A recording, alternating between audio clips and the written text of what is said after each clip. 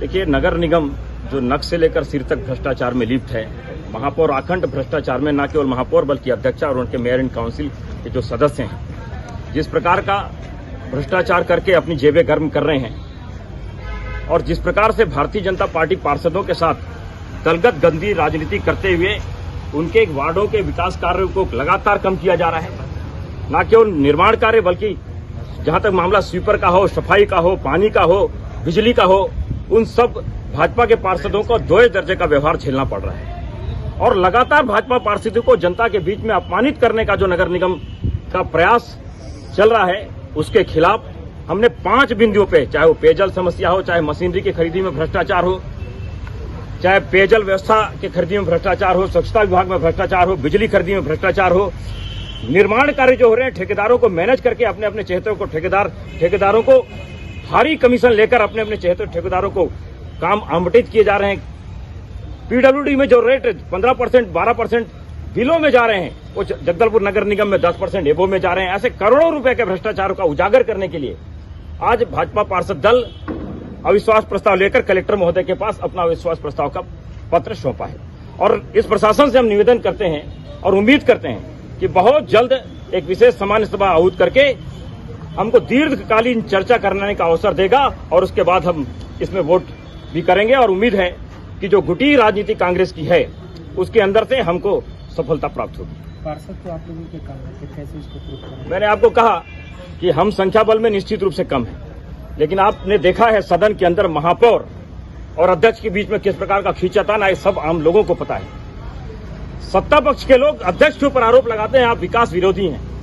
तो उनके अंदर की जो कमियां हैं उसका फायदा हमको मिलेगा और इसलिए हम अविश्वास प्रस्ताव लेके आए हैं। जो नगर निगम की महापौर सफीरा साहू है, वो नक से लेकर सिर तक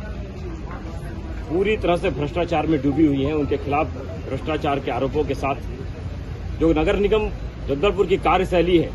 जिसमें भाजपा के पार्षदों को दोहरे दर्जे का समझा जाता है, उनके वार्डों में निर्माण कार्य से लेकर चाहे वो मजदूर हो चाहे स्वच्छता कर्मी है, उनके साथ दोहरे दर्जे का व्यवहार करते हुए उनकी अनदेखी की जाती है। उनकी प्रतिष्ठा जो वार्ड में है उसको कूट रचित करके उसको खत्म करने का जो प्रयास हो रहा है, उसी प्रकार से पेयजल व्यवस्था है, चाहे बिजली व्यवस्था हो, चाहे सफाई व्यवस्था है, पूरी तरह से चरमराई हुई व्यवस्था के बीच में महापौर की चमचमाती कार, उनके चमचमाते चेहरे एमआईसीओ के, उसको लेकर 5 बिंदुओं पे नगर निगम में 5 बिंदु हैं, परंतु समस्याएं अनेक हैं। उसको लेकर आज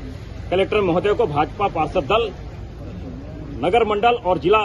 भारतीय जनता पार्टी के नेतृत्व में यहां पे हमने कलेक्टर महोदय को ज्ञापन सौंपा है और उम्मीद करते हैं प्रशासन से कि बहुत जल्द विशेष सभा बुलाकर महापौर के खिलाफ में जो अविश्वास प्रस्ताव आया है उसमें दीर्घकालीन चर्चा की जाएगी, क्योंकि हमारा उद्देश्य चर्चा के माध्यम से इस शहर को ये बताना है कि महापौर किस प्रकार का बर्ताव नगर निगम में कर रही है, किस प्रकार से जनता को धोखे पे रखकर जनता के साथ न केवल भाजपा पार्षदों के साथ बल्कि अब तो जनता के साथ भी दोहरे दर्जे का व्यवहार हो रहा है। क्या कांग्रेस के पार्षदों को भी समर्थन मिलेगा? निश्चित रूप से कहीं ना कहीं से हमसे कुछ लोग, हम लोग संख्या में 19 है, आप सबको पता है, वो लोग 29 है, 10 का बड़ा अंतर है, परंतु कांग्रेस के अंदर ही इतनी गुटबाजी है और उनके पार्षद भी टूटे से इधर उधर बिखर रहे हैं और हमको लगता है कि अविश्वास प्रस्ताव में उसका लाभ हमको मिलेगा। किसी के संपर्क में है आप? देखिए, अभी हमारा ये कहना उचित नहीं होगा हम किसी के संपर्क में हैं, लेकिन महापौर और उनकी पार्टी के अंदर में जो गुटी राजनीति है उसका फायदा अवश्य भारतीय जनता पार्टी को मिलेगा। क्या लगता है अविश्वास प्रस्ताव में भाजपा को सपोर्ट मिलेगा? हमने बताया कि हमारा मकसद जो है, एक तो सामान्य सभा के अविश्वास प्रस्ताव के माध्यम से महापौर की नाकामियों को गिनाना है और ऊपर से जो उनकी गुटी राजनीति है उसका फायदा उठाना है।